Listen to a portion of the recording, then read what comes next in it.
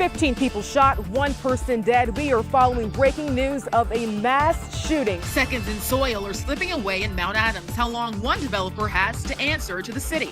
In court for the first time today, this man accused of killing his wife. We're live with the mess that's left behind and a cautionary tale about driving through high water. And if I'm walking up North Fort Thomas Avenue, this is the end of the line. You can see there are no sidewalks behind me on this side of the road. I have to get all the way across the street here at Covert Run Pike. Kristen, what are you learning this morning at this hour? They are looking for potential suspects at this point, but of course, in order to do that, they need very good witnesses. And they say when gunfire erupted inside of this club, that people just absolutely scattered. We have been able to get to the other side of that tree, and you can really see just how big the roots are, just how sizable of a tree we are talking about. The question remains, who's behind them? And a political expert we spoke to says that anonymity is the real problem.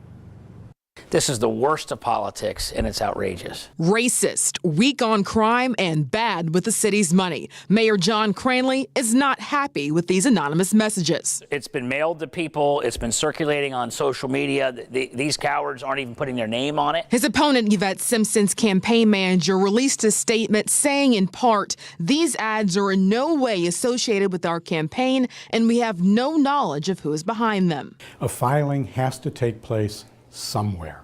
And that, local Democratic Party Chair Tim Burke says, is the issue. Depending on how much money was spent to produce these, they could be illegal because there's no name attached to them. People are entitled to have strong positions, especially in elections, but if you're going to pay to produce a piece, and somebody's paid to produce what's a pretty high quality, multicolored piece, they have to, by law, identify it. There are exceptions for small groups spending less than $100. This is a tactic in order to confuse voters, lie to them, and have them stay home and not participate in the political process. Councilmember Chris Smitherman says he went through something similar in 2013. I was on the end of a campaign like this, and it doesn't feel good. It's dirty pool, and I feel very angry. Cranley says he's committed to the entire city, touting efforts to secure more minority contractors. I will always govern with the best interest of everybody in mind. This is pretty scary, but neighbors tell us it was so much worse earlier this morning. And now, even as the water started to go down, many people are stranded. You can see this Honda Civic is up to its tires in water, and several people are now waiting for rides to get out. When you see the water keep rising and rising and rising, that was scary.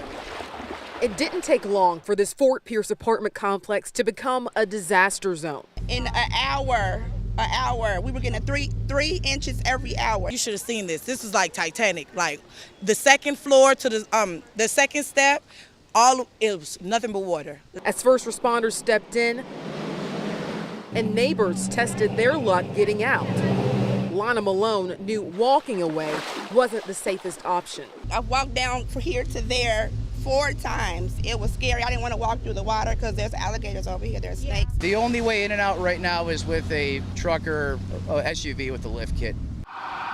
So those who couldn't hitch a ride with a neighbor did so with Fort Pierce police. God forbid if I opened the door, that would have been a stray dam coming through. But for many, it's about more than getting out. It's about how to salvage what's inside. And I don't have the flood insurance, never even dreamt that I would need it to have it because I'm not even by none of the ponds or the lakes that we have out here. A choice that will cost her thousands. I have lost a vehicle and I have lost a 3-bedroom, 2-bath apartment all within 2 hours. Memories and property waterlogged as hundreds are now just trying to keep their heads above water. In celebration of Black History Month, 9 on Your Side is sharing the stories of African-American history makers in the tri-state. Kristen Swilley introduces us to pioneers in the press for a series we call Black History Month Then and Now. Newsrooms, they are places of varying ideas, techniques, and mediums. But for a long time, many of them were missing something very important: diversity. And that means African Americans, including those in Cincinnati, started putting their own stories on paper, often in the face of fierce opposition. It was a one-man staff, really, for the most part in its early days. 99-year-old Marjorie Parham will tell you her late husband Gerald Porter's first love was his newspaper. It's given African Americans a voice. And when it debuted in 1955, the Cincinnati Herald spoke loudly, celebrating the joy of weddings, lamenting the loss of life. Things that might have been smoothed over or overlooked or underreported. It is the kind of defiance the publisher of The Union, another black newspaper in Cincinnati, embodied decades earlier. If you were compiling a list of the most influential people in Cincinnati history, Wendell Phillips Dabney's name would definitely be on that list. Writer, editor, salesman, Dabney was the paper, and the paper was Dabney, meaning he'd protect it at all cost, even keeping a revolver on his desk and defying death threats. He published in the paper his schedule, like here's when I leave my house,